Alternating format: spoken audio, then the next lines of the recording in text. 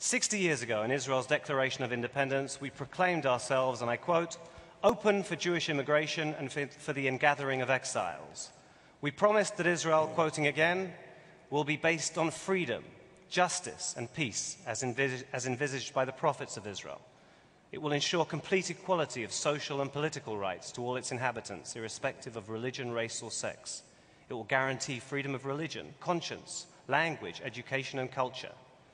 And we in Israel, we further declared 60 years ago, extend our hand to all neighboring states and their peoples in an offer of peace and good neighborliness, and appeal to them to establish bonds of cooperation and mutual help with the sovereign Jewish people settled in its own land. So, my esteemed panelists, 60 years later, how is Israel doing? Has Israel achieved those laudable aims? Has Israel achieved the dream? Where is Israel succeeding? Where is Israel failing? As an Israeli, I'm always mindful of the great axiom of Theodore Herzl, if you will it, it is no dream. Every time I hear that maxim, I'm reminded of a corollary by the English poet William Butler Yeats. In dreams, Yeats wrote, begin responsibilities. And as Israelis, having dreamt this dream and realized the dream, we incur immense responsibilities. We have a responsibility to ensure that the villages and towns along our borders are defended against Qassam and Katyusha rocket fire.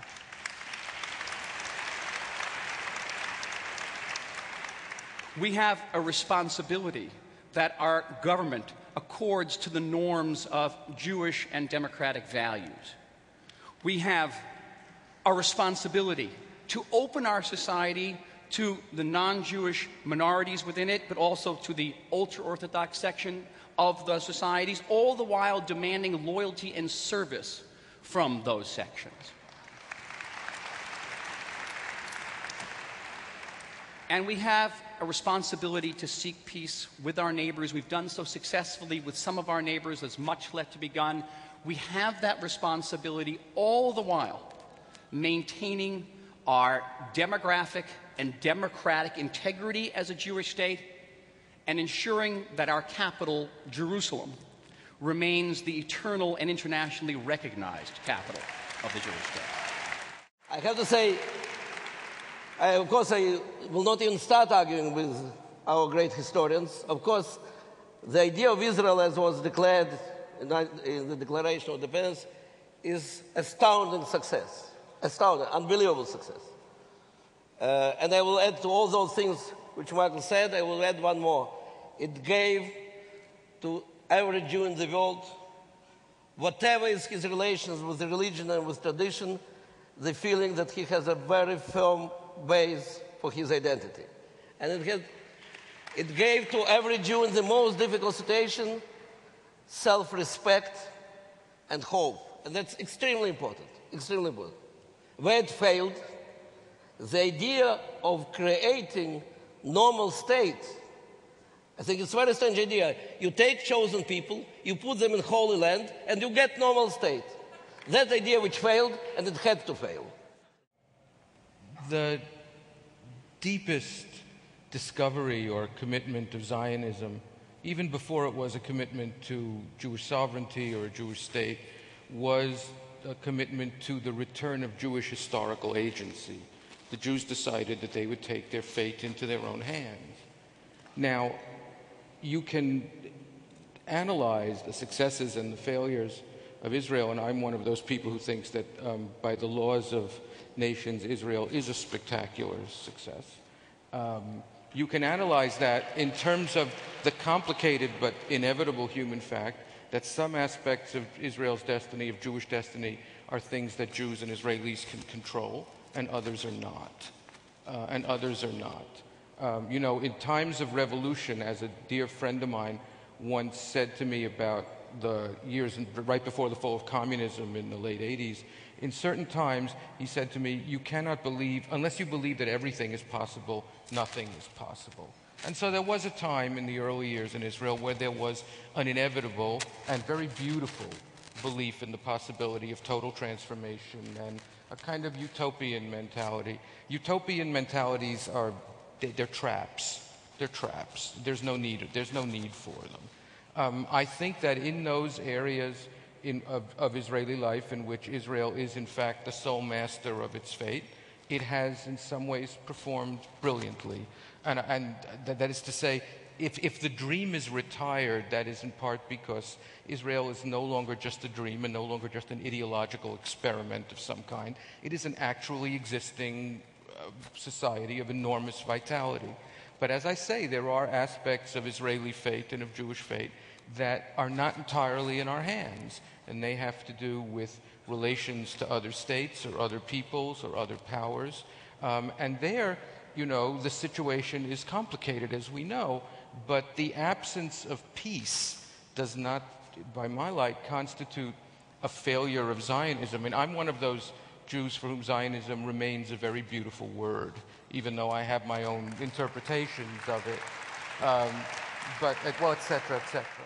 I think one of the reasons we are sitting here today in such large numbers is that the fact that 60 years ago the State of Israel was founded is, on the one hand, still moving. A lot of what we hoped for and promised was indeed achieved.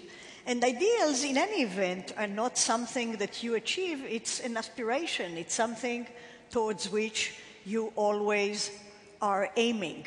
So that would be fine. I think one of the more troubling aspects of our sitting here today in such large numbers is that I think in the past, after, say, 10 or 20 years of Israel's existence, the feeling was that the fact of Israel as a Jewish state was accepted and recognized and there to stay. So Israelis were starting to struggle in order to make Israel more just, more free, more equal, more representative. And I think one of the things that we have learned is that Israel is still one of the only countries, if not the only country in the world, whose right to exist is questioned by many. And I think this is something that comes as a disappointment and as a troubling fact, that it can be the case that despite the fact that Israel has existed for 60 years and that some of its achievements are so immense, that it's still possible from the outside and from within the state itself to doubt its legitimacy and its rights to exist.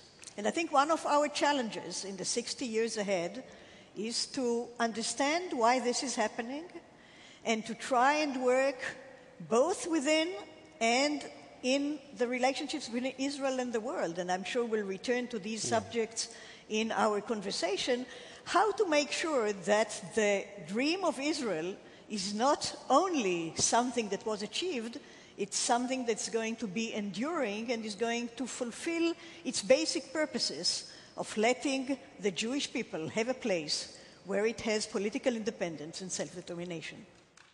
I think it's important to remember in recent history, Israel, certainly between the years 2000 and 2005, was subjected to relentless suicide bombing. And Israel became the first democracy in history to prevail over terror, and we did it without devastating the other side. What would have happened if suicide bombings had been occurring in Phoenix, Arizona, or in Paris, or certainly in Moscow? How would these countries have reacted? We never carpet-bombed Hebron. We never carpet-bombed Tulkarm or Jenin. It's an extraordinary historical achievement also in moral and Jewish terms, not just in pure tactical terms. And I think it is, the business of defending Israel is dirty, difficult business, but throughout it all, we have accorded with a standard of morality which is unparalleled in modern history.